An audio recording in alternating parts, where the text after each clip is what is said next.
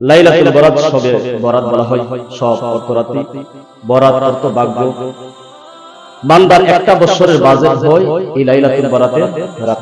ওই রাতে আল্লাহ রাসূল সাল্লাল্লাহু আলাইহি ওয়াসাল্লাম বলেছেন, ওই রাতে যারা তোমরা পাইবা, ওই রাতে ইবাদত বندگی করবা এবং দিনের বেলা রোজা পালন করবা।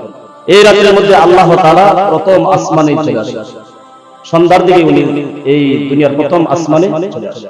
আয়েশা বান্দাকে ডাকে, ও বান্দা, ও আমার বান্দারা, তোমরা কে কি চাও আমি আল্লাহর কাছে চাও, আমি তোমাকে দিব। সুবহানাল্লাহ।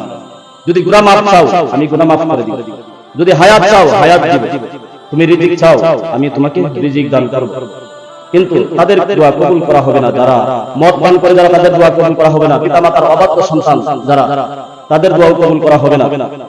তওবা করে নিলে যে আর কোনদিন অবাধ্য, পিতামাতার অবাধ্য হয়ে থাকবো না, মদ পান করবো না, জিনা করবো না, ব্যভিচারে লিপ্ত হবো না, সব বিষয় থেকে যদি সে তওবা করে নেয়, আল্লাহ তাআলা তার তওবা কবুল করে ওই রাতে সে যা চাবে আল্লাহ তাআলা তাই তাকে দান করবে। সুবহানাল্লাহ। এই রাতটা হচ্ছে ইবাদতের রাত।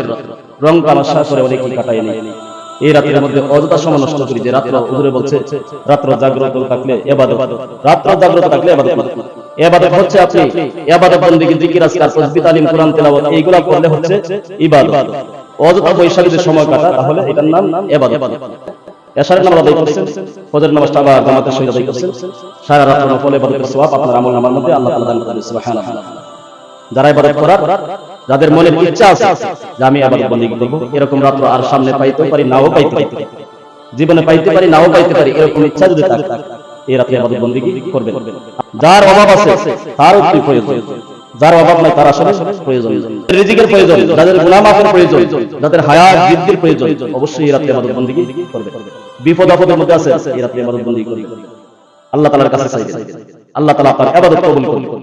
তওবা করে নেবেন, তওবা করে নতুন করে আমল শুরু করবেন। আল্লাহ তাআলা ক্ষমা করার মালিক। আপনি পাহাড় পরিমাণ গুনাহ করে ফেলেছেন, আল্লাহ তাআলার কাছে তওবা করেন, আল্লাহ তাআলা মাফ করে দিবেন। গুনাহ আবার করেছেন, আল্লাহ তাআলার কাছে তওবা চান। আল্লাহ তাআলা তো বলছে লা তাকনাতু মির রাহমাতিল্লাহ, বান্দারে তুমি নৈরাশ করো, আমার রহমত খোলা আছে, আমার রহমত খোলা আছে, তুমি আমার কাছে চাও, আমি আল্লাহ তোমাকে মাফ করব। শয়তান তো এই ওয়াদা করে আসছে, আল্লাহকে বলছে ও আল্লাহ তোমার বান্দা তওবা করছে, তওবা করার পরে সে আবার গুনাহ করছে, আবার গুনাহ করে, তওবা করার পরে তাকে আবার গুনাহ করে। আল্লাহ তাআলা বলেন বা এই শয়তান সে যতবার তওবা করবে ততবারই আমি তাকে maaf করতে থাকি। সুবহানাল্লাহ।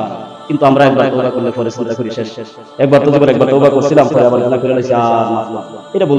আল্লাহ তাআলা ক্ষমা করেন মালিক।